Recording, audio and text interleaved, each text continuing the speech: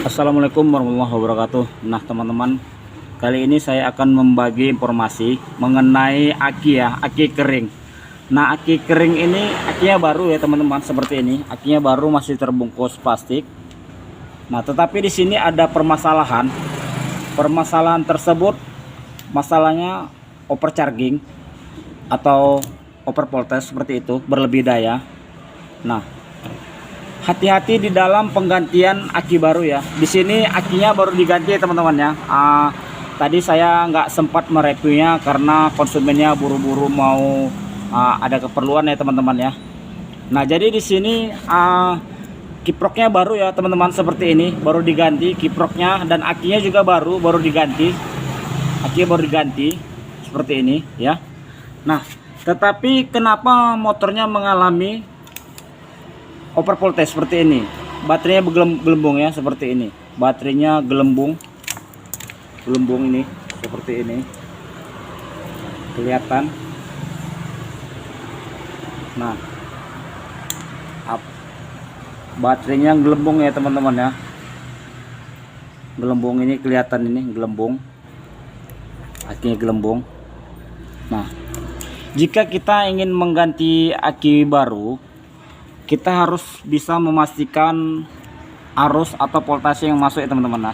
Nah seperti ini kan akinya sudah tidak rata ya teman-teman ya, sudah gelembung seperti ini. Nah inilah keadaan akinya sekarang. Sementara kiproknya baru diganti, kiprok dan akinya baru diganti. Ini menurut konsumennya habis banyak juga, habis sekitar 300 lebih kata konsumennya.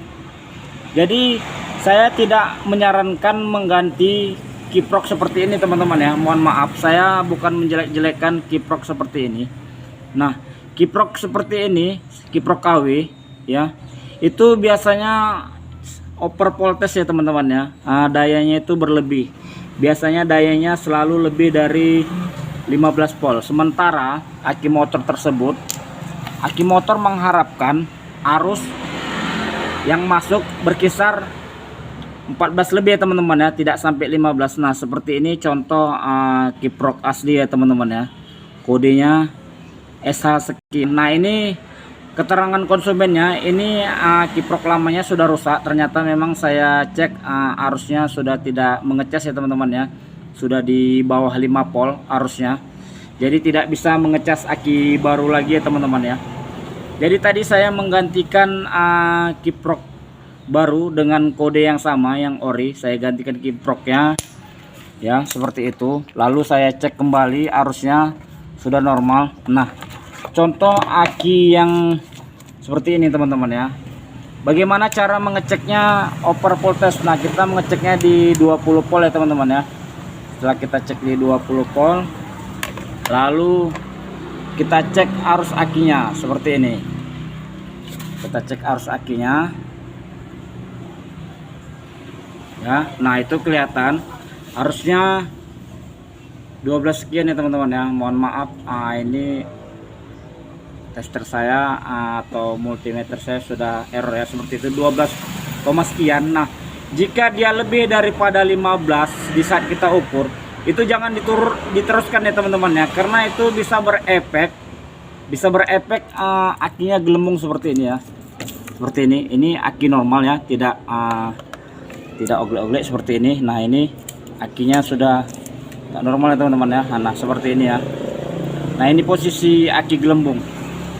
Karena bukan apa ya teman-teman, kalau kita tidak memeriksa arus seperti yang saya periksa tadi, arus aki standar semisal 12 volt, di saat kita nyalakan mesinnya, kita blayer sampai kandas, kita gasnya sampai kandas, kita mengukur di sini, dia harus benar-benar tidak lebih daripada 14,8 ya teman-teman ya, tidak sampai 15 ya teman-teman ya di saat diukur ya. Di saat diukur ini misal sampai dia ini semisal nih, nah ini harus yang normal yang 14, sekian ya teman-teman ya kalau kita cek di motor. Nah kalau kita cek di motor ini harusnya normal ya teman-teman ya. Nah kalau dia lebih nih, misal kata ini saya errorkan nih, ntar nih lebih 16 seperti itu, 16, jangan diteruskan teman-teman ya. seperti ini. Nah ini digas motornya, digas, digeber, dibayar seperti ini, dia 16 ya, 16 lebih seperti itu.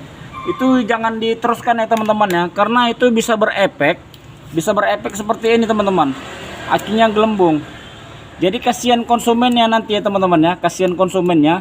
Konsumennya sudah menabung buat membeli aki baru ya, membeli aki baru.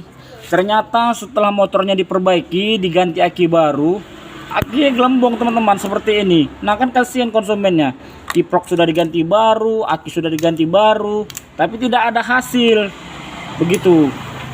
Nah jadi pada dasarnya buat pemula ataupun mekanik yang baru-baru belajar ya teman-teman, mohon maaf bagi senior ya, jika kita pasang kiprok baru dan aki baru, kita cek pakai tester digital seperti ini, multimeter, kita ukur arusnya lebih daripada 16, itu jangan diteruskan ya teman-teman ya. Apa yang harus kita ganti? Nah yang harus kita ganti itu kiproknya ya, seperti ini, atau regulatornya.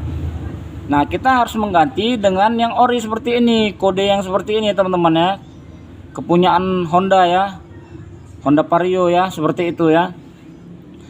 Honda Vario, Repo Absolute, Suzuki Smash, Yamaha Jupiter, Pegas ZR, itu sama kiproknya teman-teman ya. Itu sama kiproknya ya. Itu bisa saling tukar ya. Yang penting arusnya di saat kita penggantian baru seperti ini, arusnya tidak lebih daripada 15 teman-teman.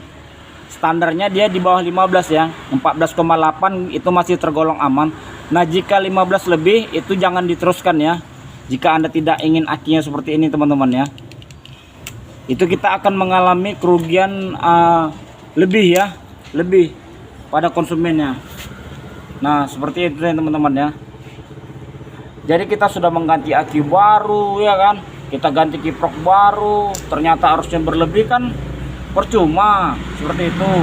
Oke, mudah-mudahan video ini bermanfaat ya teman-teman ya, bagi teman-teman pemula. Kalau mau mengganti aki baru ataupun mengganti kiprok baru, dicek dahulu ya teman-teman ya. Semoga video ini bermanfaat. Assalamualaikum warahmatullahi wabarakatuh. Jangan lupa di like, komen, dan subscribe.